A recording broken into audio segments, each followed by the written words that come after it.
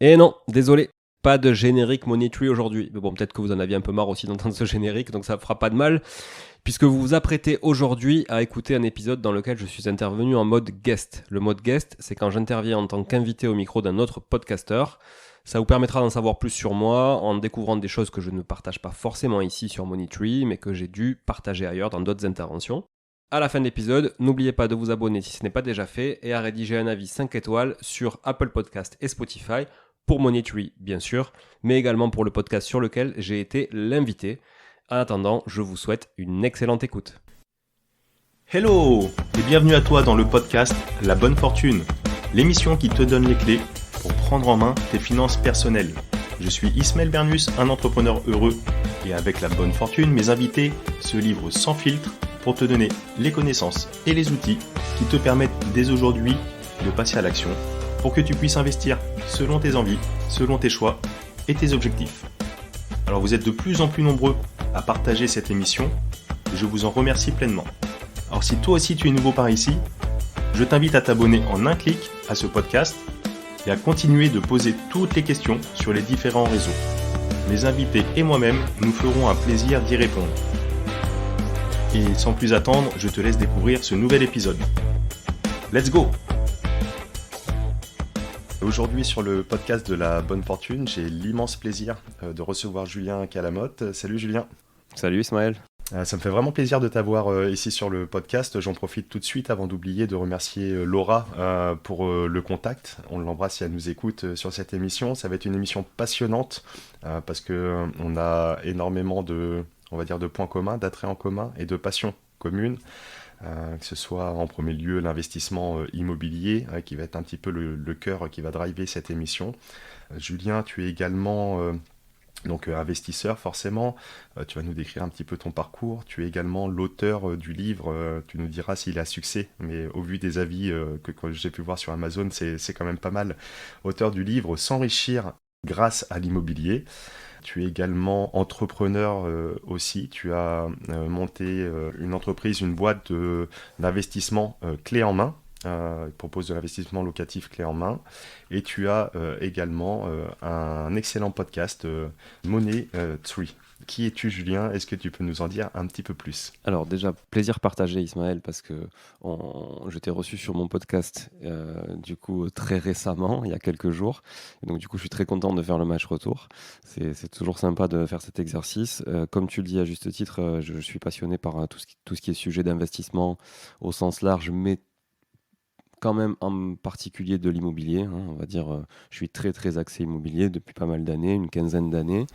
Voilà, et effectivement, j'ai toujours aussi baigné un peu dans l'entrepreneuriat. Je vais rapidement t'expliquer mon parcours, mais en fait, je suis donc né à Toulouse. Peut-être ça s'entend un peu, je sais pas. En fait, les Toulousains me disent que j'ai pas trop d'accent, et dès qu'on n'est pas de Toulouse, on me dit que j'ai un fort accent. Voilà. Je sais pas ce que t'en penses, toi.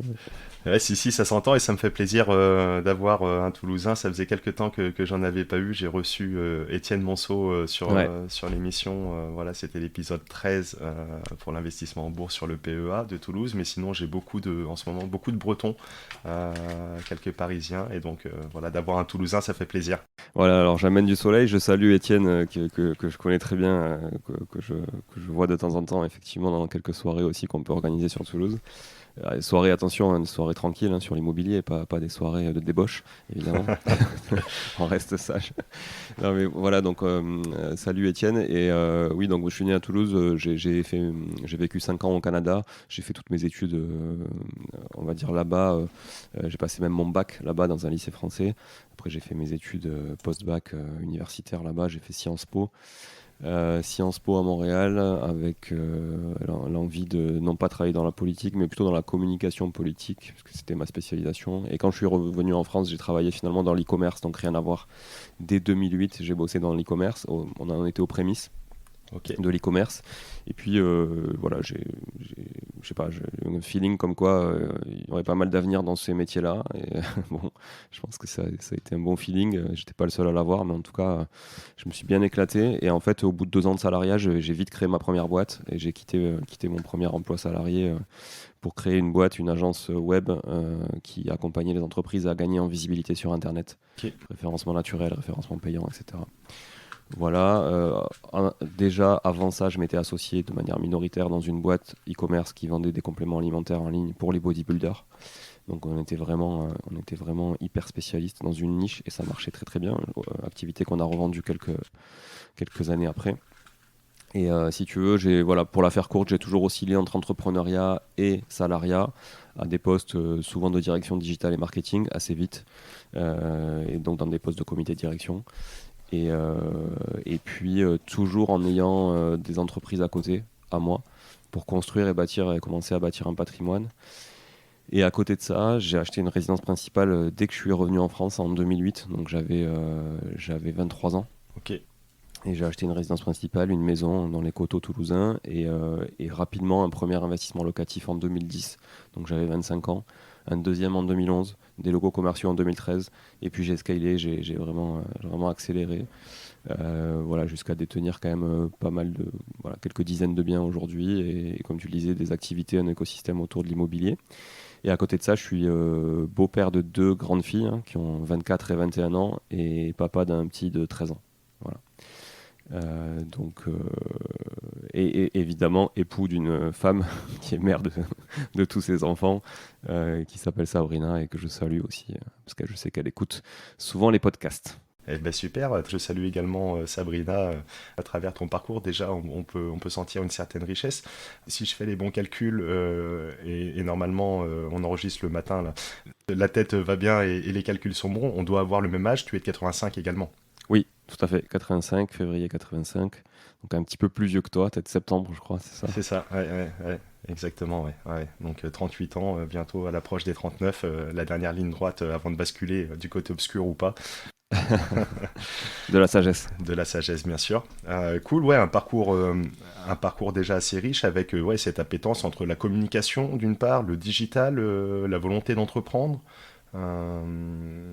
forgé aussi un peu par les voyages, je ne sais pas si c'est le bon terme, mais avec cette petite excursion aussi au Canada. Euh, Qu'est-ce que tu retiens le plus de ton parcours jusqu'à aujourd'hui? Bah, avant l'investissement immobilier, je pense qu'il y a une notion de mindset, même si je trouve que c'est un mot un peu galvaudé parce que c'est un peu utilisé à tout va voilà, par des vendeurs on va dire, de formation ou autre autour du mindset qui, voilà, enfin, c'est pas en achetant un bouquin que tu vas changer intrinsèquement qui tu es, en fait, hein. Clairement, voilà, ça va peut-être t'ouvrir l'esprit, mais soit tu l'as pas. Et je pense que tu as en soi ce côté amour du risque, ouverture sur l'autre, remise en question aussi permanente, qui sont franchement des qualités, je pense, essentielles pour entreprendre, peu importe le domaine. Et je pense que tous les gens qui ont réussi dans ce monde sont des gens très atypiques et qui ont, voilà, soit défrayé la chronique, soit qui ont été décriés, soit qui ont été très clivants, en tout cas qui ont été souvent incompris. Et si tu veux, je trouve que ce qui est intéressant, c'est quand tu t'expatries. Moi, je me suis expatrié assez jeune, puisque j'avais 18 ans, Ouais. et j'étais un peu livré à moi-même, hein, tout seul là-bas, même si mon père était au Canada, mais il n'était pas très souvent là, il voyageait beaucoup, et en fait, voilà, et, bon, on n'avait pas forcément trop de liens à ce moment-là. Euh, donc si tu veux, j'ai quand même été livré à moi-même assez tôt, j'ai toujours eu une maturité un peu plus avancée que le reste des gens de mon âge, on va dire. Et du coup, cette expatriation m'a ouvert les yeux sur plein de choses. Le fait qu'il n'y avait pas que la France dans le monde, qu'il n'y avait pas que le JT de TF1 avec Patrick Poivre d'Arvor et Claire Chazal, qu'il n'y avait pas que la baguette de pain. C'est un peu cliché, mais malgré tout, c'est ça. On est baigné par la télé quand on est jeune, quand on est petit en France, enfin dans plein de pays, hein, d'ailleurs. Alors c'est même pire en Chine, hein, je pense. Mais si tu veux, cette ouverture d'esprit, je l'ai eue parce que je me suis expatrié et parce que j'ai vu la France d'un autre œil. Et ça m'a vraiment aidé. Comme tu dis, les voyages aussi, j'ai dû faire une trentaine de pays dans ma vie. Et franchement, j'en ai pas fait beaucoup dernièrement. Donc je pense qu'avant 30 ans, j'en avais déjà fait au moins 25. Et ça aide, clairement. Les voyages, ça forge, on dit ça forge la jeunesse, mais vraiment la jeunesse et surtout le reste de ta vie. Donc ça, c'était vraiment un point que je retiens très fort. Et après, c'est d'essayer vraiment. J'ai essayé beaucoup de choses. Trop, franchement, trop, parce que je me suis souvent trop dispersé. Jusqu'à d'ailleurs très peu de temps, hein, jusqu'à il y a un an, j'étais encore très dispersé. Là, c'est pour ça que je te dis, on approche de la sagesse à 40 ans, peut-être, j'en sais rien, mais en tout cas, pour moi, c'est le cas. J'ai besoin de disperser mon esprit, mais à la fois j'ai besoin de le recentrer pour que ça fonctionne en fait naturellement, parce que il y a toujours une différence entre le cerveau, est-ce que tu es capable de faire dans ton cerveau, est-ce que tu es capable de faire physiquement en fait, et de délivrer. Et voilà, donc même si tu as des équipes et tout, c'est toujours compliqué. Bref, voilà, je suis parti dans tous les sens, mais c'est un peu comme ça que ça va se passer. Ouais, mais super intéressant. On commence par les messages voilà, de sagesse, mais j'aime bien ton approche. Pour toi, ce qui fait la différence, c'est vraiment l'état d'esprit, le mindset. On parle beaucoup en ce moment, c'est quelque chose, une notion qui vient peut-être certainement outre-Atlantique, mais cette notion de soft skill, Mm. les compétences, on va dire annexes, qui tu es plutôt que qu'est-ce que tu connais, qu'est-ce que tu as, quel diplôme tu as, quelles sont tes compétences intrinsèques. Non, c'est plutôt quel est ton état d'esprit et comment tu t'adaptes. Mais ça, Ismaël, c'est très difficile. Mm. Ça, Ismaël, c'est très difficile en fait en France aujourd'hui, je pense, dans le monde de l'entreprise, de le retrouver.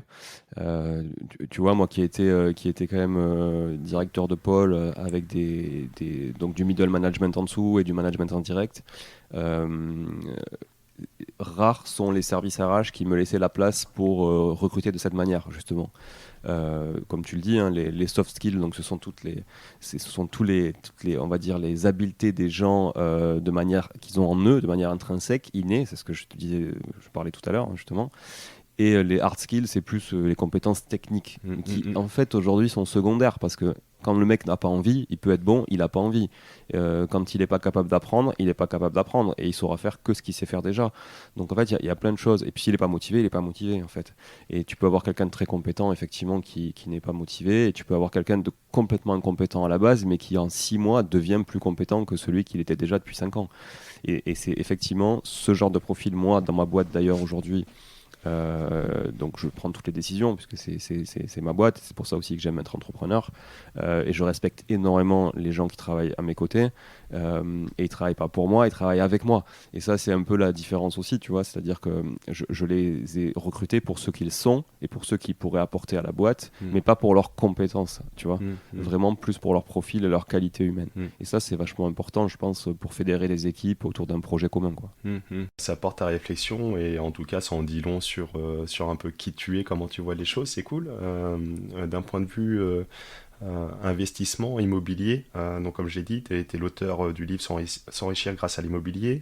Tu as un podcast dédié sur l'investissement mais qui tourne également essentiellement autour des thèmes de l'investissement immobilier. Tu as également une boîte d'accompagnement d'investissement clé en main. Tu es également, à titre personnel, investisseur immobilier. J'aimerais qu'on commence par ce pan-là, ton parcours d'investisseur. En quelques mots, comment tu t'es construit ton patrimoine, qu'est-ce que tu as mis en place et qu'est-ce que tu fais aujourd'hui à titre personnel sur tes investissements immo? Comme je disais, j'ai commencé par un premier investissement locatif en 2010. Pourquoi le déclic a été que ma femme a fait une erreur ou a subi une erreur dans son, on va dire, précédent mariage, d'investir dans, à l'époque c'était loi de Robien, donc un produit de défiscalisation qui, quand on s'est mis ensemble, nous coûtait à nous, sur notre ménage, parce qu'on a toujours tout partagé avec ma femme et toujours tout mélangé, on n'a jamais eu de compte à part ou quoi. Ça aussi, c'est des sujets d'ailleurs de finances personnelles intéressants. Euh, Nous, ça nous coûtait 200 euros par mois. Ça nous coûtait 200 euros par mois d'effort. À l'époque, franchement, moi, mon premier boulot, quand je suis revenu en France, j'étais au SMIC. Bon, je ne sais plus combien c'était le SMIC de l'époque, mais je devais gagner 1100 euros net, un truc comme ça. Ma femme ne gagnait pas non plus des grosses sommes. On avait 3 enfants, du coup, dont, non, 2 enfants à l'époque, en garde alternée, voire en garde totale, dépendamment des périodes. Et si tu veux, on avait beaucoup de charges déjà, et ces 200 euros, pour nous, étaient quand même assez impactants. Et donc, j'ai dit, il faut faire quelque chose, il faut stopper cette hémorragie. Donc elle a arbitré à la casse, elle a convaincu son ex-mari aussi d'arbitrer. À la casse, ils ont vendu à perte. En plus, ils ont dû rembourser l'avantage fiscal qu'ils avaient eu sur les années, parce qu'ils n'ont pas gardé les 9 ans qu'il fallait les garder, ou je ne sais plus combien c'était à l'époque. Voilà, et en fait, c'est fou, mais elle m'a répété une phrase à ce moment-là qui est: mais tu sais, le mec qui nous a vendu ça, quand je lui ai posé la question de savoir ce qu'il ferait, il m'a dit que lui, il ferait pas ça, il ferait du LMNP. Bon, à l'époque, on ne savait pas ce que c'était, etc. Donc on s'est renseigné sur le sujet, on a dit, mais oui, c'est ça qu'il faut faire. Et donc on a acheté, nous, on a fait un truc que, franchement, beaucoup de gens veulent faire. Et à chaque fois que des clients me disent, je veux faire ça, je leur dis, franchement, ça n'arrivera jamais. C'est acheter des biens pour y mettre nos enfants plus tard quand ils feront leurs études. Et en fait, on a acheté des studios en hypercentre de Toulouse parce qu'on s'est dit que nos filles feraient leurs études là-bas plus tard. Bon, et au final, évidemment, elles n'y sont jamais allées. Et de toute façon, maintenant, c'est trop tard. Elles bossent toutes les deux. Et elles n'y sont jamais allées. D'ailleurs, on a revendu ces biens depuis. Bref, donc du coup, en fait, mais on s'est dit ça, tout ça pour dire, on s'est dit ça dans une vision patrimoniale, tu vois, de la chose. On le garde et on avait une vision déjà très long terme. Et même si on ne gagnait pas d'argent, on gagnait très peu d'argent et que franchement on galérait à boucler les fins de mois, on cherchait pas à avoir des revenus complémentaires, c'était pas du tout dans notre état d'esprit. On n'était pas de ce monde-là, voilà, de dire on veut être rentier ou quoi que ce soit, mais à des années-lumière de ça. Le but c'était vraiment de créer du patrimoine pour demain. Donc on a commencé là-dessus. Après, moi qui ai entrepris quand même pas mal, ma femme était toujours restée salariée à côté pour sécuriser un peu le couple. J'ai acheté des locaux commerciaux pour nos activités e-commerce. Donc on a monté une première SCI à l'IS, c'était en 2013. Ok. Première SCI à l'IS, on a acheté des locaux mixtes d'activités qui couplaient bureaux et espaces de stockage, puisque dans l'e-commerce, on avait de la prestation intellectuelle et puis de la prestation physique pour la préparation des colis, etc.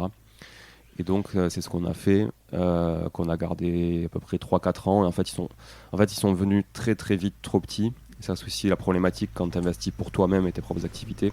C'est pour ça qu'il faut bien analyser l'avantage entre l'achat et la location quand tu as une activité professionnelle, parce que des fois, c'est pas forcément intéressant d'acheter. Et donc, on a dû louer très vite des locaux juste à côté qu'on ne pouvait pas acheter, parce qu'on n'avait pas les moyens de les acheter à l'époque. Je ne sais même pas s'ils étaient à vendre, mais du coup, donc, au bout d'un moment, on a vendu ces locaux avec perte. Perte. C'est la seule opération sur laquelle on a perdu de l'argent, d'ailleurs, sur toutes nos opérations IMO, on en a, je pense, fait plus d'une centaine.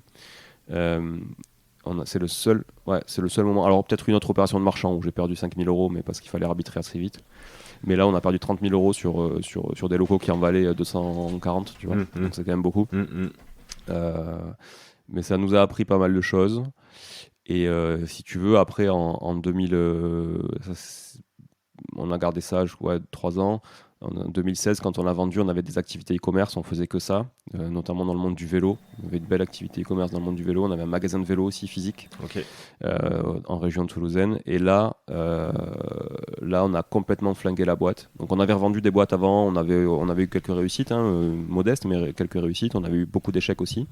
Et ça a été notre plus gros échec, si tu veux, cette activité business. Et là, quand on a liquidé la boîte, je me suis dit, OK, qu'est-ce qu'on fait ? Et je me suis retourné, je me suis dit, attends, t'as pas investi depuis quelques années en immobilier. Si tu avais fait ne serait-ce que ce que tu avais commencé à faire en 2010, d'acheter juste un par an, bah, du coup, aujourd'hui, tu serais peut-être à tant de patrimoine, tu aurais déjà amorti tant de capital, tu aurais tant de locataires.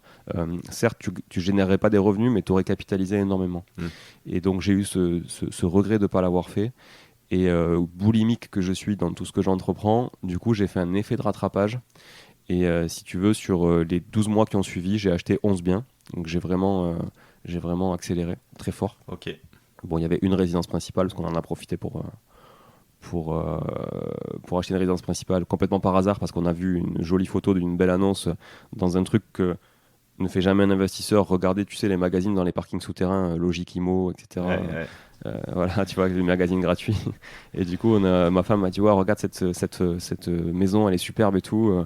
Et je lui dis, bah viens, on va la visiter. Elle me dit, mais non, t'es pas sérieux, de toute façon, on n'a pas les moyens, etc. Et puis je lui dis, c'est pas grave, les moyens, on les trouvera. C'est quand t'es au pied du mur que tu trouves le moyen de le gravir, tu vois. Et on l'a fait. Et donc on l'a pu l'acheter. Et tout ça en achetant 10 autres biens locatifs à côté, tu vois. Ok, ouais.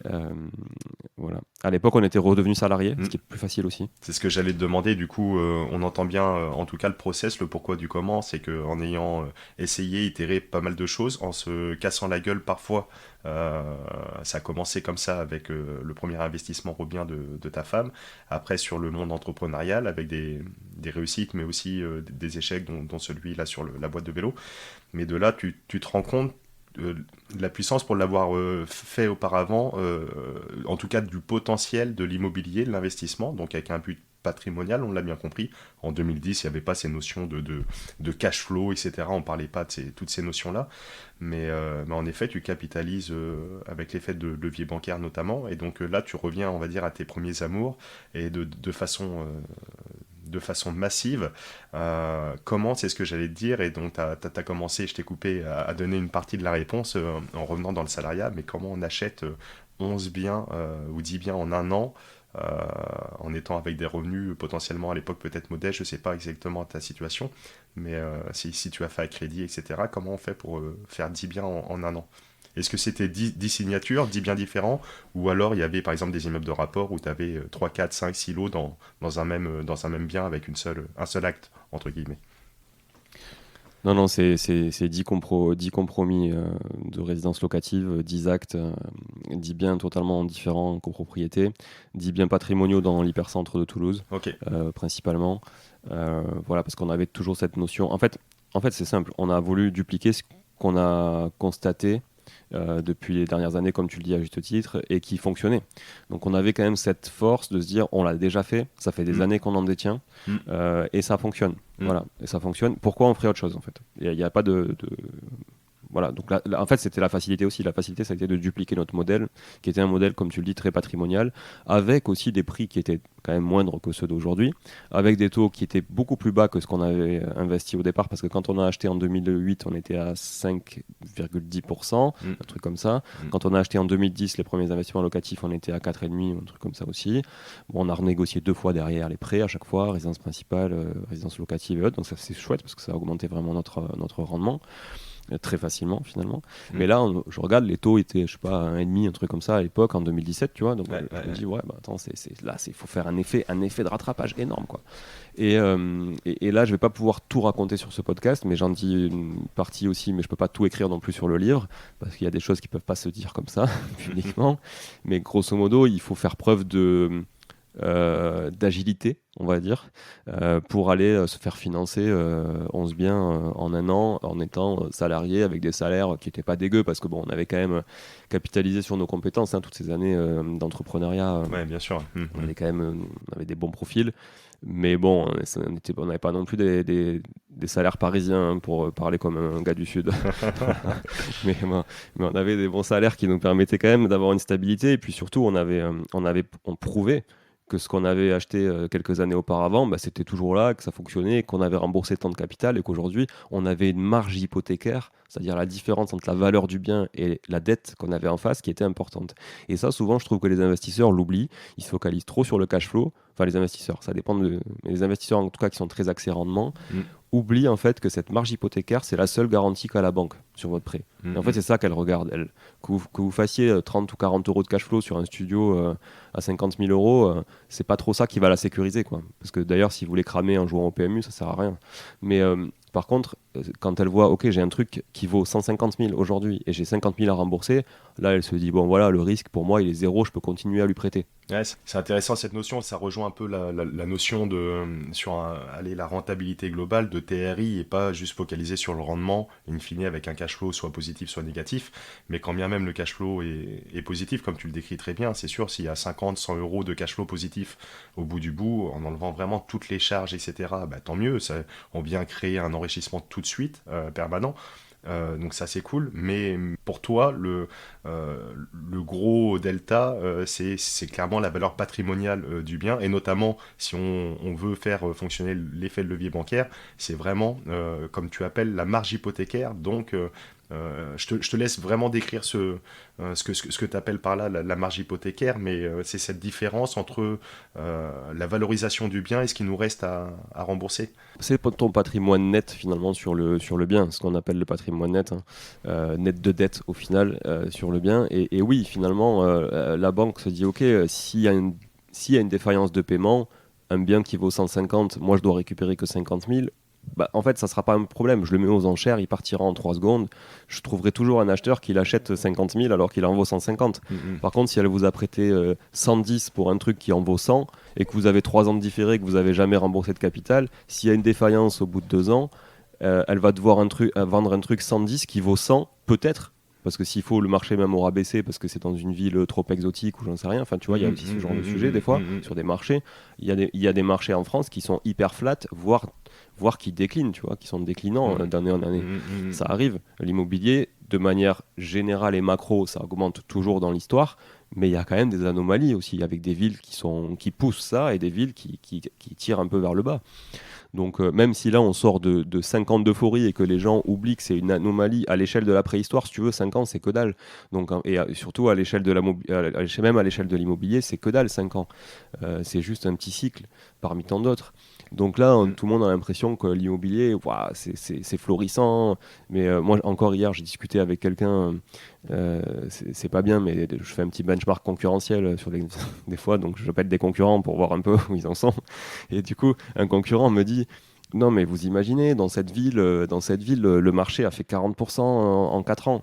Mais je lui dis, d'accord, mais par quel facteur il a fait pourquoi en fait, quelles sont les raisons pourquoi il a fait 40% le marché? Est-ce que c'est parce qu'il y a une vraie dynamique économique, il y a une vraie croissance démographique, il y a des vraies activités qui se développent, il y a du transport, il y a des choses comme ça, ou est-ce que c'est juste parce qu'il y a 3-4 formateurs qui ont des centaines de milliers de followers qui ont dit bah, il faut aller investir dans cette ville et que tout le monde y allait tête baissée parce qu'on était à 1000 euros du mètre carré, tu vois?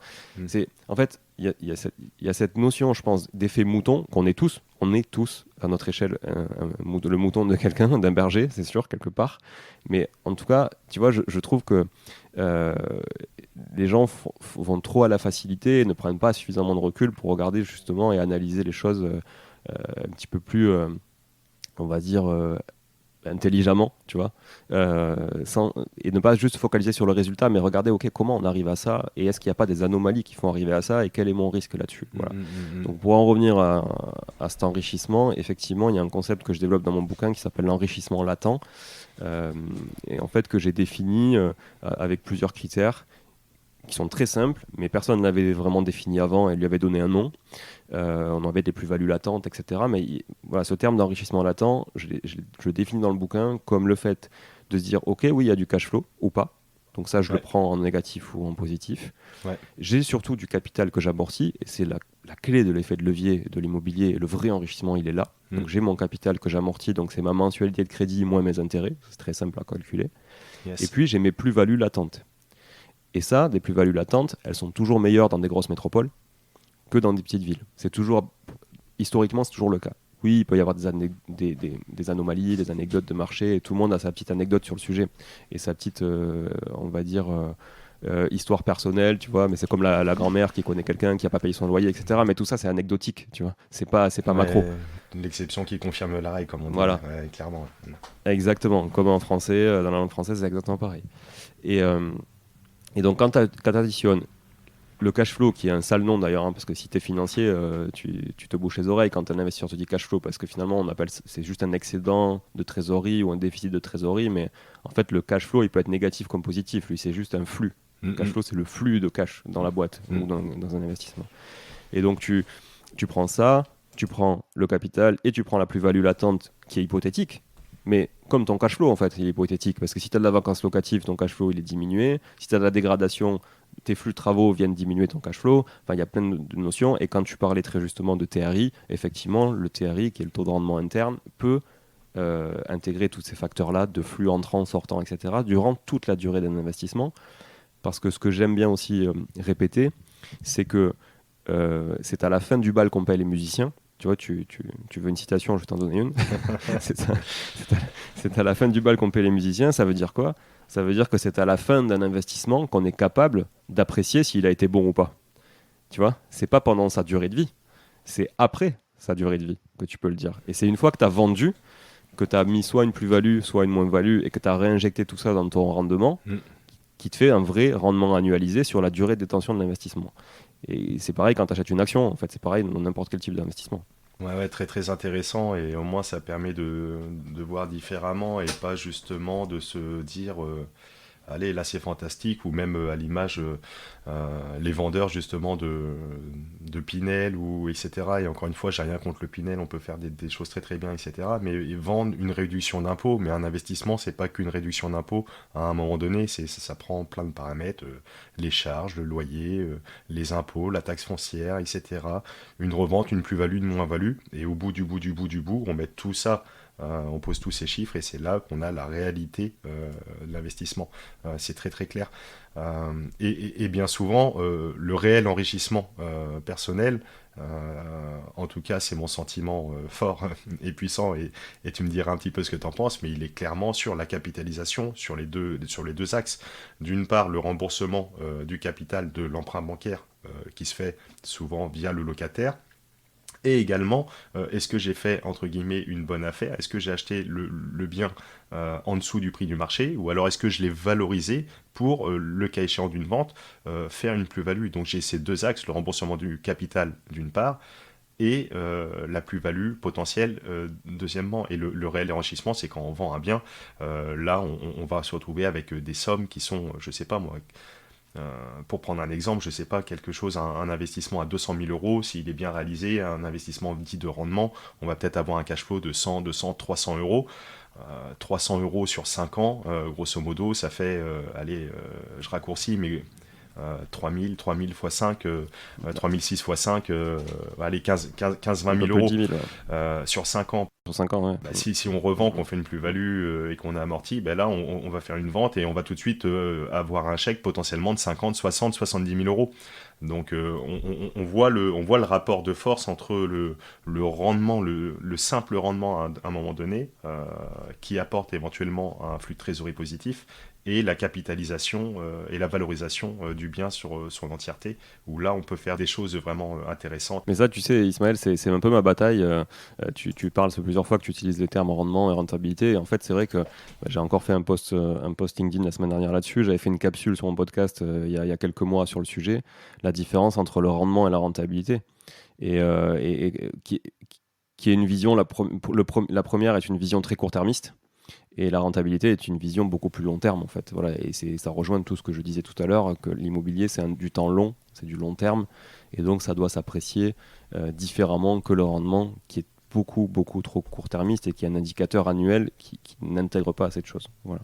Mais bon, je pense qu'il faut inviter peut-être aussi tous les gens qui s'intéressent de près ou de loin à l'investissement immobilier à creuser davantage, tu vois, et à passer un peu plus de temps sur ces notions-là, voilà, qui sont des notions de finance en fait, qui ne sont pas relatives qu'à l'immobilier. Très intéressant. Je prends ces quelques secondes pour te remercier d'être fidèle au rendez-vous du podcast de la bonne fortune. Vous êtes de plus en plus nombreux à l'écouter et à le partager, et ça me fait chaud au cœur. Le podcast de la bonne fortune, c'est une émission gratuite et disponible pour le plus grand nombre.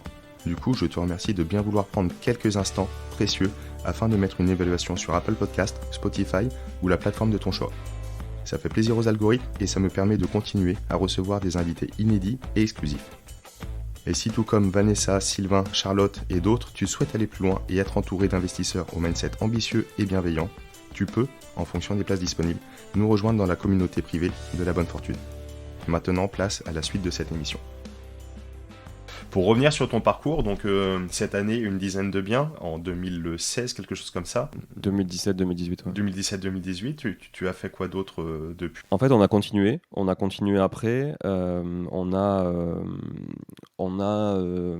diversifié un peu notre stratégie. Au départ, donc, on était très donc, bien patrimoniaux, comme je le disais. Hypercentre, qui dit hypercentre d'une ville comme Toulouse, qui est quand même la 4e ville de France, dit potentiel de location courte durée intéressant. Ouais. Parce que tourisme et parce que business. Ouais. Donc bonne clientèle business pour la semaine, bonne clientèle tourisme aussi pour le week-end, même si c'est pas une ville hyper touristique, Toulouse, mais malgré tout, il y a quelques atouts. Et donc, si tu veux, on a bâti nos stratégies quand même pas mal sur la courte durée au départ. Toujours en ayant en tête que la courte durée était un bonus qui ne durerait pas. Et en aucun cas, on ne basait nos stratégies uniquement sur la courte durée, parce que c'était trop bancal et trop risqué pour nous. Et même si on adore le risque, on aime bien aussi le faire de manière un peu réfléchie, quoi. Donc, on s'est dit, OK, on est en autofinancement sur nos projets avec la location longue durée. On va aller chercher du bonus avec la courte durée, tant mieux. D'ailleurs, c'est intéressant parce que tout ça, je l'explique dans deux livres que j'ai écrits en 2020. Ouais.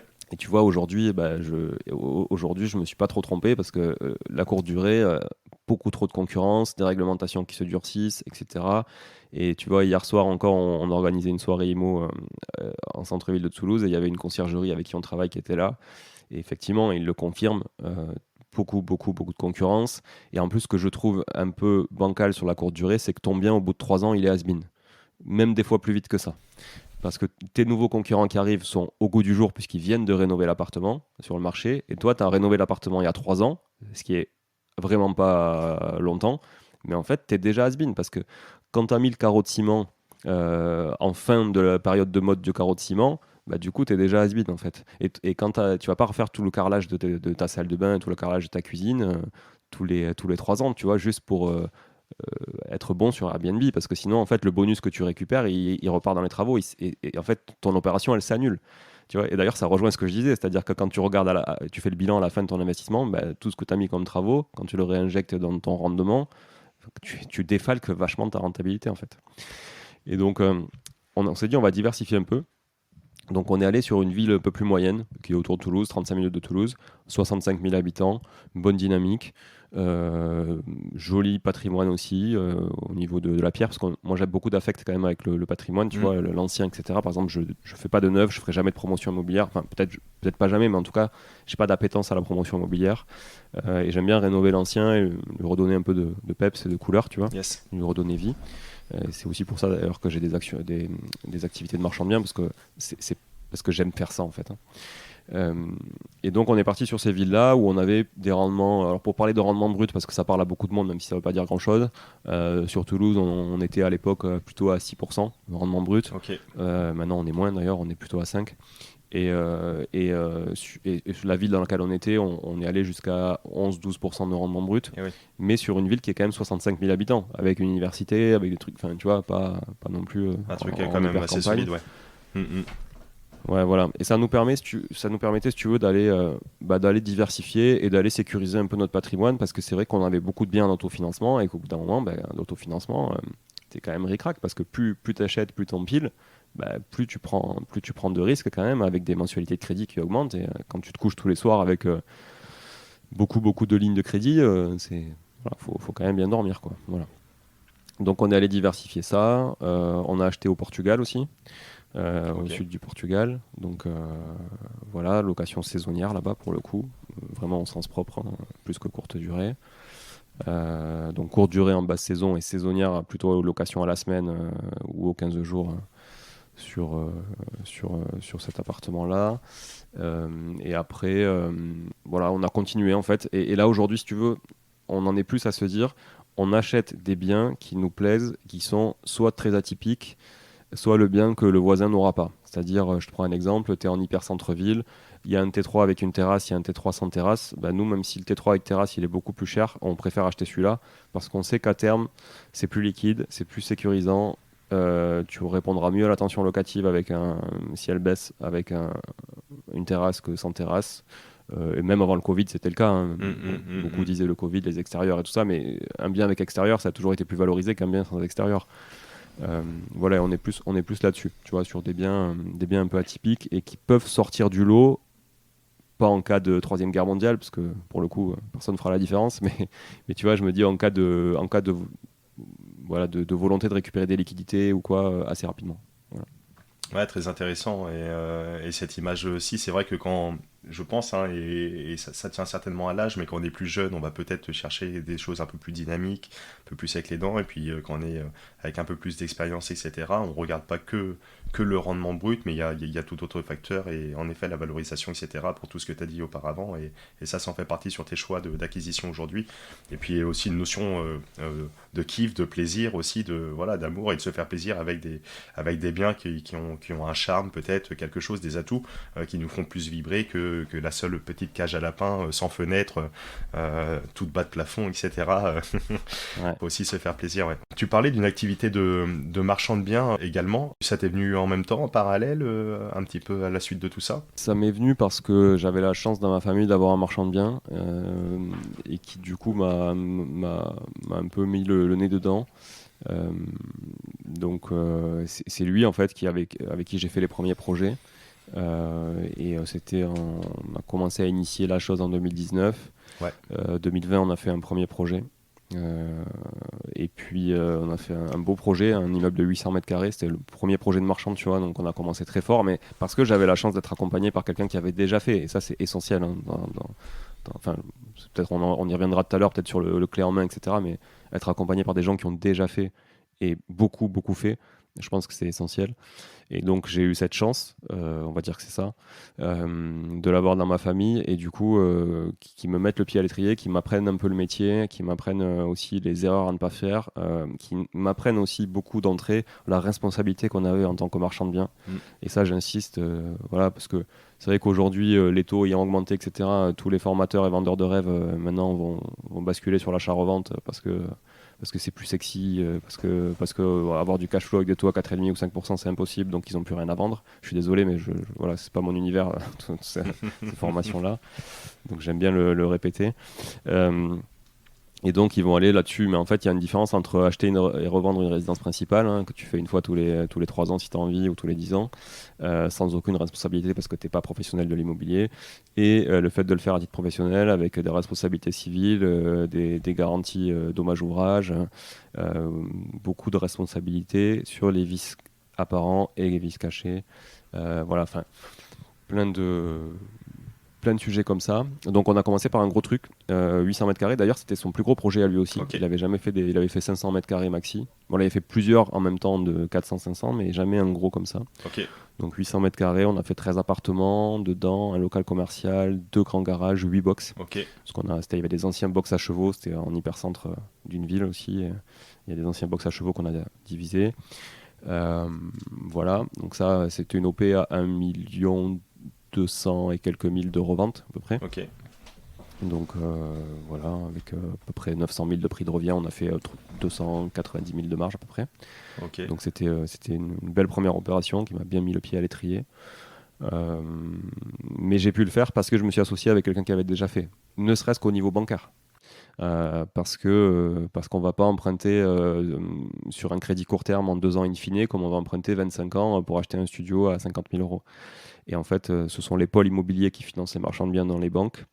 Et les pôles immobiliers, surtout, financent aussi les promoteurs. Alors, en ce moment, un peu moins, mais quand même, pendant les 5 dernières années, ils ont financé beaucoup de projets de promotion.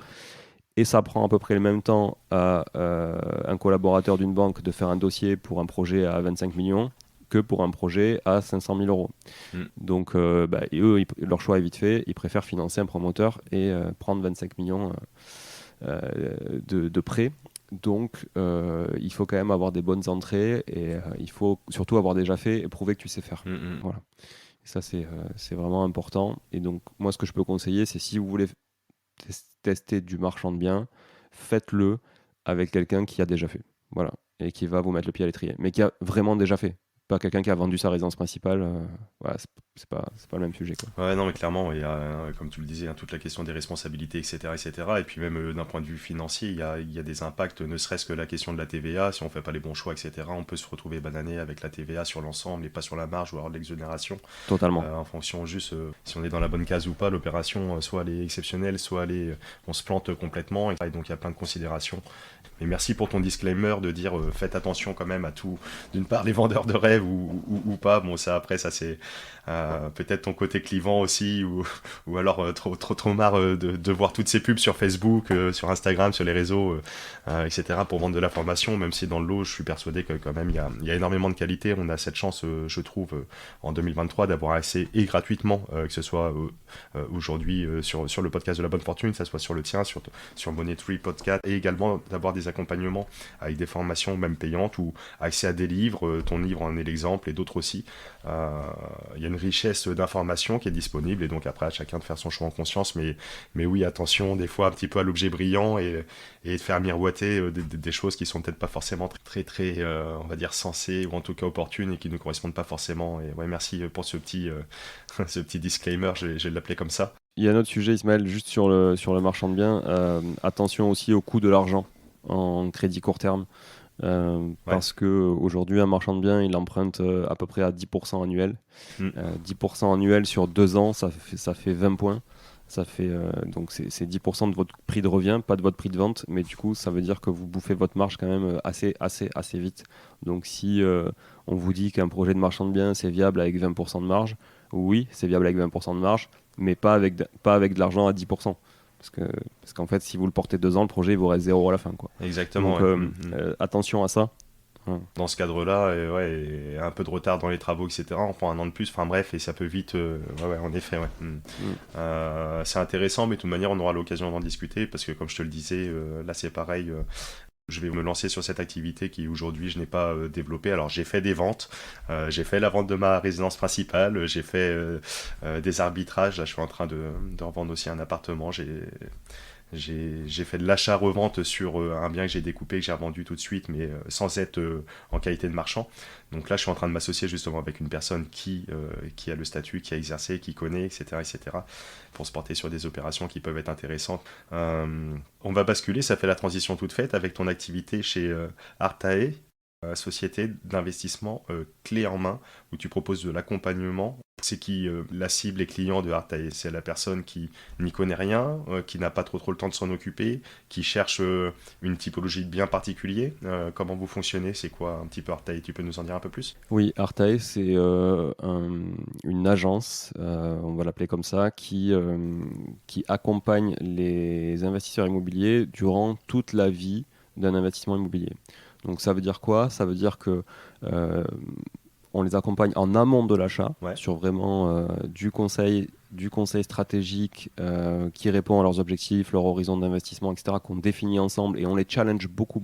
Okay. Et souvent, je dirais qu'un prospect sur deux qui vient nous voir change de stratégie après nous avoir parlé, parce qu'en fait, il se rend compte que entre la théorie et la pratique, il y a quand même une sacrée différence. Et c'est encore une fois, c'est pour ça que l'expertise parle toujours de manière plus concrète que la théorie.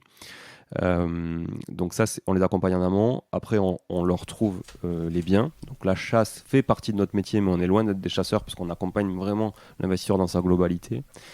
On va après gérer la partie travaux, ameublement, déco et gestion locative. Ça, on le fait de manière très localisée parce qu'on est persuadé que de toute façon, si tu veux investir dans l'immobilier, tu dois connaître absolument ton marché.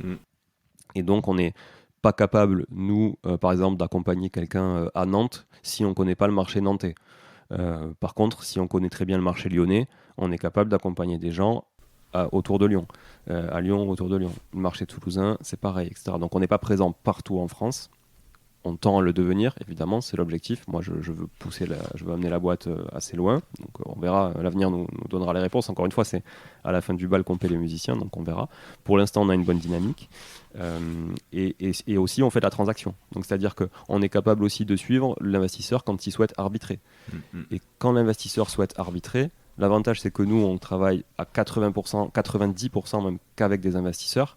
Donc, si toi, tu es investisseur et que tu veux arbitrer ton bien, nous, on va te trouver, et c'est souvent un bien locatif, nous, on va te trouver souvent plus facilement des investisseurs qu'une agence lambda qui est généraliste, type Orpi, Century 21, etc.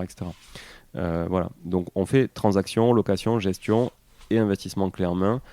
Je dirais, c'est pas...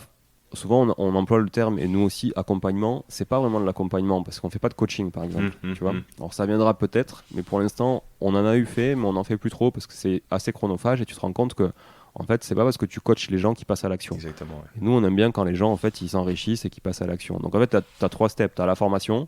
Alors là, le nombre de prospects qui viennent nous voir, qui ont acheté la formation d'un tel, qui ont cramé des milliers d'euros et qui n'ont jamais rien fait, je peux te dire qu'il y en a plein, et ils se reconnaîtront. Et ils viennent taper à notre porte pour qu'on leur débloque la situation. Le deuxième step, c'est coaching, où là, tu te dis, OK, bon, ça y est, je vais faire moi-même. Je vais arrêter de rester derrière mon ordinateur, je vais faire moi-même. Mais par contre, j'ai besoin de savoir. Mais j'ai le temps, mais j'ai besoin de savoir-faire. Ok, donc tu as ça, mais il y en a plein qui finalement ne passent pas à l'action quand même parce qu'ils ont toujours du mal à faire l'offre, par exemple, ou à estimer les travaux, ou ils ont peur de gérer les travaux eux-mêmes, etc. Et après, tu as le troisième step qui est l'investissement clé en main, qui est par exemple la solution idéale pour un expatrié, qui lui peut rien faire sur les 2 premières fois. Ouais. Donc c'est une petite partie de notre clientèle, je dirais 15 à 20%. Ouais. Et le reste, par contre, sont des gens qui habitent dans la ville même où ils investissent souvent. Nous, on a plein de Toulousains qui habitent à Toulouse et qu'on accompagne. Mais quand je dis on accompagne, on fait pour eux. On leur trouve le bien. C'est eux qui décident, mais par contre, on fait tout. On fait les visites, on fait les biens. Et s'ils veulent visiter, effectivement, ils peuvent le faire avec nous. Mais on fait absolument tout à leur place. Et surtout, on amène notre pool d'artisans avec qui on a l'habitude de travailler. On amène aussi une expertise assez importante sur la rénovation, Ouais. l'agencement, la visibilité aussi d'un projet. Si tu veux, on est capable En fait, des cas d'école, on en a vécu plein. On en a vécu plein, pourquoi? Parce que dans l'équipe, on n'est que des investisseurs qui ont déjà fait. Donc, moi, dans l'équipe, j'ai des gens qui font 200 000 euros de loyer en colocation, tu vois, par an. Mhm. Donc, si tu veux, ces mecs-là, dans l'équipe, ils sont capables oui, de conseiller et d'accompagner des gens qui veulent faire de la coloc avec nous. Ça, c'est certain. Plus que quelqu'un qui a acheté une coloc de 4 chambres et qui, tu vois, et qui a vendu un e-book. Voilà. Donc, voilà. Et donc on a ça, on a un ancien banquier, on a des marchands de biens, on est une équipe vraiment de sachants. Et si jamais des collaborateurs rejoignent l'équipe, parce qu'on recrute d'ailleurs partout en France, veulent rejoindre l'équipe et qui ne sont pas forcément très expérimentés ou qu'ils ont acheté un bien, deux biens, c'est pas très grave parce qu'en fait, à nos côtés, ils vont avoir une formation très terrain qui va leur faire gagner beaucoup, beaucoup, beaucoup de temps. Tu vois. Ouais. Donc en fait, voilà, cette expertise-là, tous nos clients en bénéficient sur le terrain, ça c'est certain. On connaît nos marchés en local par cœur et on n'ira surtout pas accompagner des gens dans des marchés qu'on ne connaît pas. Ouais, ouais, ouais. Voilà. Vous accompagnez vraiment tout type de personnes. Aujourd'hui, vous êtes sur les secteurs donc de Toulouse, tu me dis de Lyon. Est-ce que vous avez financé des opérations, accompagné des personnes sur Poitiers, par exemple? Non, on a fait, donc nous on fait, on va dire, 1 heure autour de Toulouse, 1 heure autour de Lyon Ouais, et on est sur l'axe après Toulouse-Bayonne. Euh, Toulouse-Bayonne, donc on va faire Pau, Lourdes, Tarbes, des villes comme ça qui sont peut-être un peu plus connues. Et on est en train d'essayer de se développer dans d'autres métropoles. Donc on va sûrement pas trop traîner, je pense début 2024 à faire Montpellier par exemple. ouais. On peut rayonner, ça dépendra des opportunités. D'ailleurs, voilà, encore une fois, s'il y a des auditrices ou des auditeurs qui veulent rejoindre l'équipe, on a un modèle qui est assez confortable aussi pour les collaborateurs et qui peut permettre aussi voilà, de capitaliser sur votre expertise, expérience ou juste votre passion aussi, parce que c'est une de nos valeurs. Hein, c'est vachement important. Tu fais pas le même métier quand tu es passionné que. Enfin, tu le délivres pas en tout cas de la même manière quand tu es passionné que quand tu l'es pas. Et pour revenir sur ta question, le profil de nos clients, il est un peu plus large que ça. C'est le mec qui n'a pas le temps, tu l'as dit, le mec qui n'a pas l'expertise. C'est aussi le mec qui a peur, qui a les deux. Ouais. Il a le temps, il a l'expertise, mais il a peur. Ouais, Donc ouais. il souhaite être rassuré. Tu as aussi le mec qui a tout, mais qui a juste besoin d'un coup de pied au cul. Ça, c'est souvent celui qui a fait la formation, le coaching et tout, mais qui n'a jamais passé à l'action. Donc là, il se dit, OK, je ferme les yeux, je vous donne les clés de mon projet, et dans 6 mois, c'est plié. Et en fait, c'est souvent ça. Et donc le mec te dit, ouais, mais super, en fait, j'ai perdu 5 ans à me former, parce que j'ai lu partout qu'il fallait me former, parce que forcément, bah, pour acheter des formations, il faut dire qu'il faut se former, mais, mais du coup, je ne suis pas passé à l'action. Et au final, nous, on leur permet de passer, tu vois, ce cap-là et de passer à l'action. Alors, ok, ils n'ont pas fait, mais par contre, ils sont montés en compétences aussi vite qu'avec des formations parce que on leur partage absolument toutes les étapes. Ouais, Tu bien vois, sûr. chaque fois qu'on visite, on partage, on les fait monter en compétences. Attention, il y a ci, il y a ça. Là, il y a un permis de louer sur cette ville. Ah bon, c'est quoi le permis de louer? Ben, on explique ce que c'est le permis de louer. Mhm. Attention au PLU, les règles d'urbanisme, vous avez l'architecte des bâtiments de France qui est là, vous avez le droit de faire ça, pas ça, etc. Et si tu veux, ils montent en compétence puissance 10 000, même s'ils ne font pas eux-mêmes. Exactement. Donc, Ouais. voilà. Et ça n'empêche pas qu'ils puissent le faire sur le deuxième projet ou autre. Voilà. Euh, mais voilà, pour l'instant, on est sur des villes qu'on maîtrise absolument. Après, encore une fois, ça dépendra des opportunités. C'est assez clair et je pense que ça se ressent en tout cas d'une part l'humain, la passion bien sûr de façon générale et puis on sent cette dimension chez toi en tout cas vraiment de le faire aussi à taille humaine. On entend cette volonté de croître, de grandir, etc., de pousser cette boîte très très loin mais avec cette volonté peut-être de maîtriser la croissance et de le faire petit à petit aussi, de conserver voilà, la valeur en tout cas de ce que tu inities. En tout cas c'est ce que je ressens en t'écoutant. Ouais, c'est ça, Ismaël, tu as tout à fait raison. Le but, c'est de ne pas griller les étapes, c'est d'avoir une bonne vision du chemin. On en revient encore là-dessus hein, pour atteindre les objectifs. Et c'est d'ailleurs ce qu'on fait même avec nos clients, puisque tu vois, chaque projet client est différent, parce que tu parlais d'autofinancement, d'efforts d'épargne, etc. Et en fait, on est capable d'accompagner nos clients sur absolument tout, parce que ça répond à un projet donné. Mais souvent, les clients nous disent, oui, mais est-ce que ça c'est bien? Est-ce que ça c'est rentable? Est-ce que ça c'est bien? Etc. Mais en fait, ça c'est non, c'est pas bien pour vous, mais c'est très bien pour celui d'à côté. En fait, parce que il n'a pas les mêmes objectifs que vous, il n'a pas le même horizon de sortie, il n'a pas les mêmes contraintes, il n'a pas les mêmes revenus, il n'a pas la même épargne. Et voilà, et c'est pour ça que un chasseur IMO souvent est assez limité, si tu veux, sur tout ça, parce qu'il fait pas une bonne analyse globale, ils se contentent de critères de recherche, tu vois, ce qui est un peu différent, parce que intrinsèquement sur un bien immobilier, effectivement, tu as des critères, il faut les trouver, etc. Mais si tu comprends pas pourquoi ces critères doivent répondre à l'objectif et à l'horizon du client, ça marche pas. Tu vois. Et c'est pour ça qu'en ayant une approche globale, certes c'est plus chronophage. Nous on passe énormément de temps avec nos prospects en amont. Il y en a qui signent pas avec nous, in fine, parce que bon, il y en a qui font rien ou qui font avec d'autres aussi, c'est normal. Hein. Il y a un marché, il y a du boulot pour tout le monde. Mais par contre, on délivre quand même beaucoup de valeur, tu vois, en amont. Et tant pis s'ils font pas avec nous, mais au moins s'ils font avec nous, on sait où on va. Et en fait, en 3 mois, c'est plié, tu vois. Et ça nous fait vachement gagner du temps, et ça te fait gagner du temps aussi aux clients. Ça se comprend, ça s'entend, et c'est vrai que pour avoir eu des retours de personnes qui ont initié avec des concurrents qui proposent du clé en main bien installé, qui ont pignon sur rue, peut-être un peu plus gros aujourd'hui, les retours qui se font, c'est peut-être ce côté impersonnel, un petit peu de la chose, un petit peu lâché dans la nature, etc. Donc ouais, c'est peut-être là aujourd'hui la valeur ajoutée de Artea, peut-être. Après, en toute transparence, hein, j'ai pas de retour de clients de Artea dans un sens ou dans l'autre, donc, Oui. donc voilà, mais c'est peut-être. Artae, je te reprends. Oui, Artae, excuse-moi, oui, bien sûr, Artae. Non, mais lisez nos avis Google, hein, on en a une centaine, et ils sont là pour ça aussi. Voilà, évidemment, il n'y a pas que du fake. Hein, tout le monde pense qu'il y a que du fake sur Google, mais bon, quand tu as une centaine d'avis, a priori, c'est qu'il y a quand même un peu de business à faire. Et puis nous, on partage aussi une liste de numéros de téléphone de clients que vous pouvez appeler complètement de manière aléatoire, et ça rassure aussi beaucoup. C'est important, Ouais. c'est normal, c'est de l'investissement. On parle d'argent, on parle de faire confiance. Donc la confiance, ça se gagne aussi, et ça peut se perdre très vite. Donc pour ne pas la perdre, on fait de la qualité, pardon, du travail qualitatif, et sur le long terme, on capitalise beaucoup sur le long terme. On n'est pas des opportunistes, on fait pas de one shot, on préfère ne pas faire que mal faire. Et après, pour gagner la confiance au départ, c'est sûr que c'est encore une fois, c'est l'expertise et c'est la longévité qui fait la confiance, tu vois. Et c'est pour ça que voilà, on essaie de faire les choses bien au quotidien. Bon, bref, voilà, je veux pas vendre mon truc, mais voilà, on reste authentique et transparent, c'est le but. Non, mais c'est bien, et puis ça permet de dégrossir un petit peu ce marché du clé en main, voir un petit peu qu'est-ce qui se cache un petit peu derrière, parce que on entend, on voit les boîtes, etc., mais on ne sait pas forcément quel service on a derrière, et donc en tout cas, chez Artae, et non pas Artea, chez Artae, au moins tu as pu voilà, exposer un peu ta vision et comment vous fonctionnez, quelle est la valeur ajoutée pour le client, et c'est toujours intéressant, parce que c'est un modèle qui est quand même relativement récent, en tout cas en France, sur le marché francophone, donc c'est intéressant de le découvrir.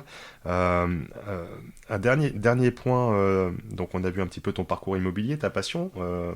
On a parlé de ton livre. Pour les auditeurs, les auditrices de La Bonne Fortune, je t'ai demandé en amont de l'émission s'il y avait la possibilité de donner la chance à l'un ou à l'une d'entre elles de recevoir ton livre. Est-ce qu'il serait possible de l'envoyer suite à un tirage au sort, etc., d'un jeu concours que je pourrais mettre en place au bout d'une semaine? Ça sera avec grand plaisir, bien sûr, avec grand plaisir. Oui, tout à fait. Ça me fait, en fait, ça me fait plaisir. Pourquoi? Parce que ce livre, je l'ai écrit parce que je me faisais un peu chier pendant les week-ends du confinement, mais parce qu'on pouvait pas trop sortir et qu'en plus il faisait super beau, donc c'était un peu frustrant. Mais non, je l'ai écrit surtout pour transmettre en fait ma passion du sujet et juste mon expérience, mais en toute humilité.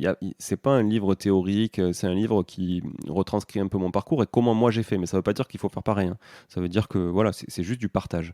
Et donc oui, ça rejoint le fait de ton jeu concours rejoint le fait de partager. Ça me fera très plaisir d'envoyer un livre à une auditrice ou un auditeur de ton concours. Ouais. Ok, cool. Ben, encore une fois, je mettrai toutes les modalités, les liens dans les notes de l'épisode. Je mettrai bien sûr le lien de ton livre pour celles et ceux qui souhaitent se le procurer sans passer par le jeu concours. Je mettrai les liens aussi pour Artae, etc. Un dernier point, tu es également, je l'ai dit en introduction de cette émission, un confrère podcasteur avec ton émission Monestry. Un petit mot sur le podcast, d'où ça t'est venu, c'est quoi aujourd'hui Monestry, combien d'épisodes à peu près, qu'est-ce que tu y fais, voilà, dis-nous tout là-dessus. Ouais, alors, donc Money Tree, c'est un podcast que j'ai lancé début 2022 et que j'ai vraiment, on va dire, animé à partir de septembre 2022. Yes. Parce que, voilà, pourquoi je l'ai lancé, pour répondre à ta question, j'avais été invité sur plusieurs podcasts en amont, notamment pour parler du livre, pour parler de mon parcours, etc. Donc, pour citer des copains, le premier qui m'a invité, c'est Jérémy Nabé, ça fait un bail, je suis passé 3 fois chez lui d'ailleurs. Yes. Donc c'est lui qui m'a un peu donné le goût du podcast. Je suis passé après Investisseur 4.0 de Paco, qu'on salue aussi, La Martingale avec Mathieu Stéphanie aussi, que je salue. Et si tu veux, tout ça m'a donné le goût de me dire, ok, en fait, c'est génial, j'ai adoré partager mon expertise, mais j'ai aussi adoré écouter les expertises et tu vois, les histoires des autres. Et donc je me suis dit, pourquoi ne pas le faire, sachant que du coup, j'ai quand même un background très terrain, Mm. avec tu vois, un peu d'expérience, quoi. Et je me suis dit, ça peut être challengeant aussi pour les invités que je reçois, que voilà, les confronter aussi un peu sur des sujets. Des fois, bon, voilà, des fois, je pose des questions un peu volontairement. Ça m'arrive souvent dans les épisodes de faire les calculs en même temps que ce qu'ils me disent, tu vois, et de voir des anomalies et de dire, attends, explique-moi ça, parce qu'en fait, tu vois. Donc, j'essaie voilà, de vulgariser un peu les choses. Et je voulais aussi faire des capsules techniques parce que ça manquait, je trouvais, sur les podcasts. Il n'y avait pas trop de capsules techniques. Il y avait beaucoup de storytelling, beaucoup d'histoires d'investisseurs, beaucoup de choses comme ça. Ou alors des gens qui venaient vendre des choses, hein, parce que c'est comme ça aussi, évidemment.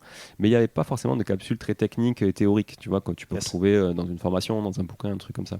Et donc, voilà, j'avais créé un format capsule aussi. Donc, un des deux épisodes de chaque semaine, c'est une capsule qui est plus technique où je décrypte avec un notaire, avec par exemple un expert comptable ou autre, des notions assez techniques, ou tout seul aussi si je maîtrise la notion. Mais si je la maîtrise pas, je fais venir toujours un mec qui la maîtrise. Voilà. Et donc, je reçois toutes sortes d'invités. C'est très IMO, comme tu l'as dit tout à l'heure. Même si à la base ça se voulait très diversification, finalement, bon, ben, malgré moi, je me suis retrouvé à parler beaucoup plus d'IMO. Donc je dirais 80-85% d'IMO. Et on a fait plus d'une centaine d'épisodes aujourd'hui, avec des invités aussi variés que bah, toi, il y a quelques jours. Euh, Sébastien Chabal, qui, tu vois, n'est pas passé sur des podcasts d'investissement et de finances personnelles, mais on a parlé d'immobilier avec Sébastien Chabal. Et on n'a pas parlé beaucoup de rugby, on a parlé surtout d'immobilier. Super. Voilà, je reçois des sportifs professionnels aussi, des entrepreneurs. Donc finalement, c'est un podcast à mon image, en fait. Voilà, pas forcément le plus thématique. C'est pas forcément celui qui respecte le plus la thématique. Voilà. Ouais, bien sûr. Bah, après, c'est tout l'intérêt du format podcast. Ça nous confère quand même une certaine liberté. Et ça, c'est plutôt cool. Bah, écoute, j'invite en tout cas les auditeurs, les auditrices à jeter un œil à ton excellent podcast Money Tree. Je mettrai également les liens dans les notes de l'épisode.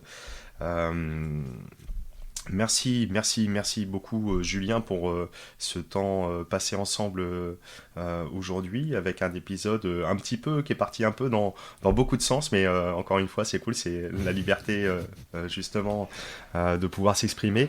J'aime bien poser en fin d'émission à mon invité si tu as un mantra.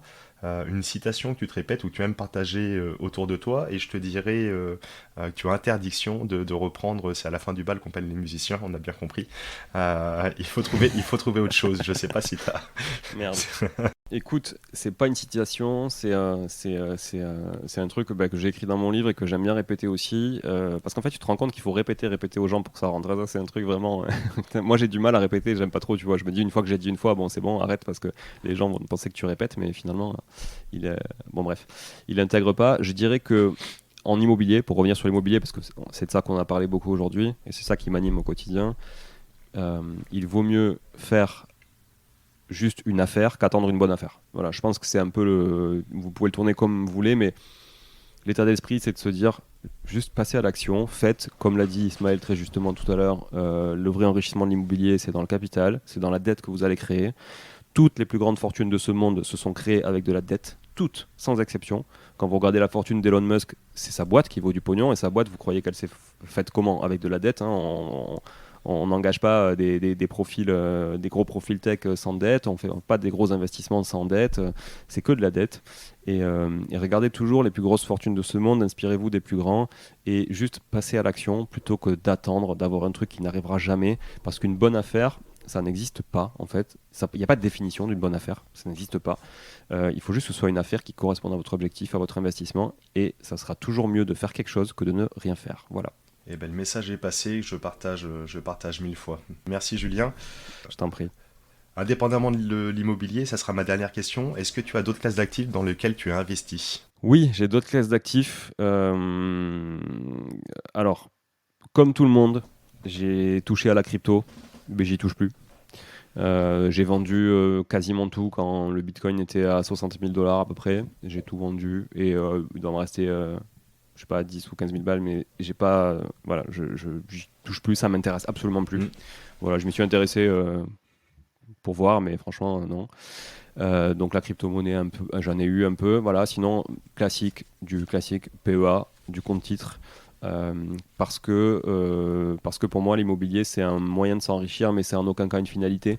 La finalité c'est une diversification plus stable, moins chronophage et moins chiante parce qu'il faut se le dire, hein, gérer des locataires, gérer un parc immobilier c'est quand même assez complexe. Ouais.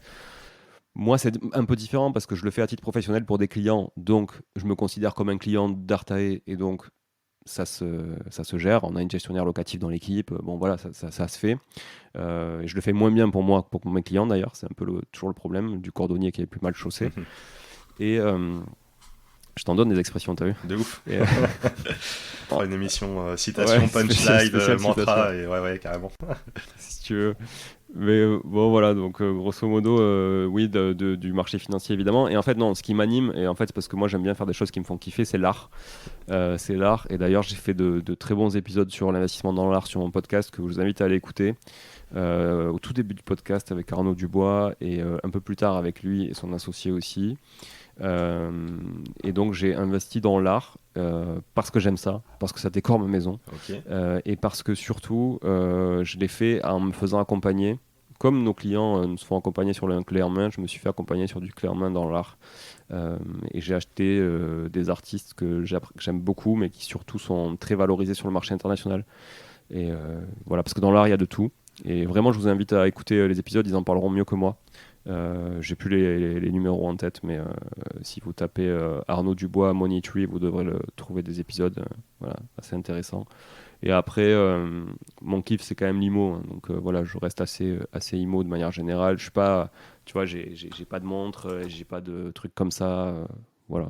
IMO, cash, c'est sûr, marché financier, et puis art. Voilà. Eh ben top, super clair. Merci pour ta transparence.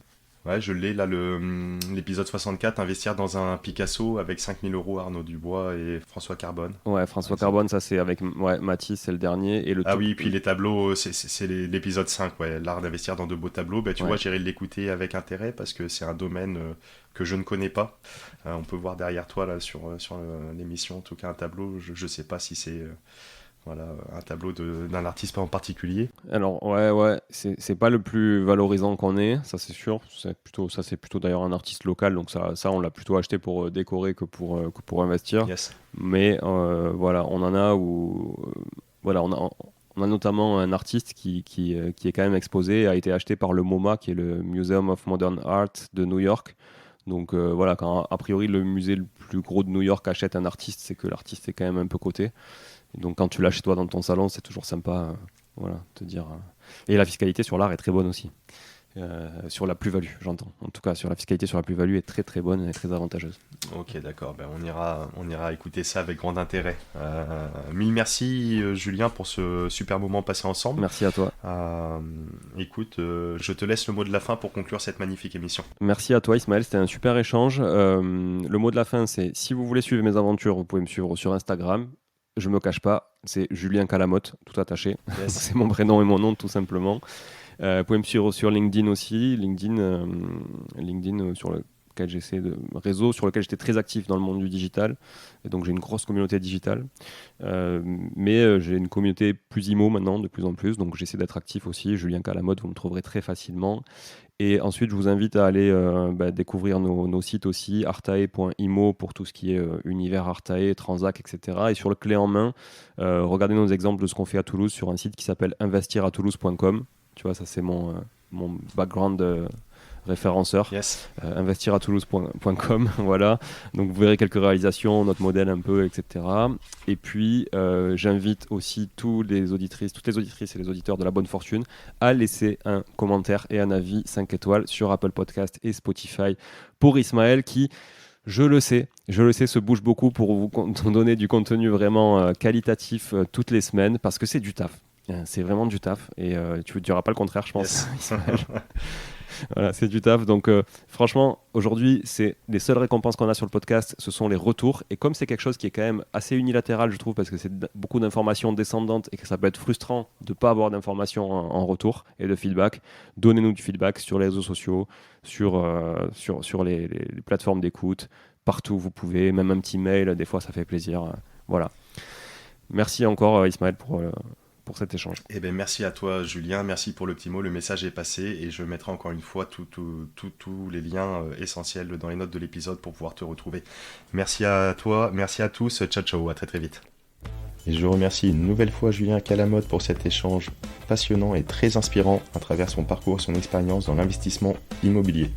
Si vous souhaitez tenter de gagner son livre S'enrichir grâce à l'immobilier, qui fera un cadeau parfait à l'approche des fêtes, vous pouvez retrouver toutes les modalités dans les notes de cet épisode et nous vous enverrons le livre directement chez vous dans votre boîte aux lettres. Et je vous souhaite une magnifique fin d'année 2023 ainsi que d'excellents projets et plein de réussites pour l'année 2024 à venir. Je vous remercie à toutes et à tous d'être toujours plus nombreux à écouter et à partager le podcast de La Bonne Fortune et je vous retrouve très très vite pour une nouvelle émission. Ciao ciao.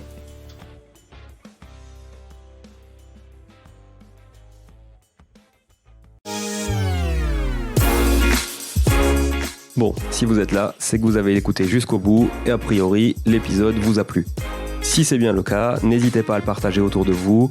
Notez ce podcast sur Apple Podcast et Spotify en laissant un commentaire 5 étoiles. Je ne vous le répéterai jamais assez, mais c'est grâce à vous que ce podcast vit aujourd'hui et peut continuer de vivre en vous proposant un contenu toujours plus qualitatif. Merci encore, je vous retrouve très vite sur un nouvel épisode de Money Tree. En attendant, je vous souhaite la meilleure des réussites dans vos projets et un bon enrichissement. À très bientôt.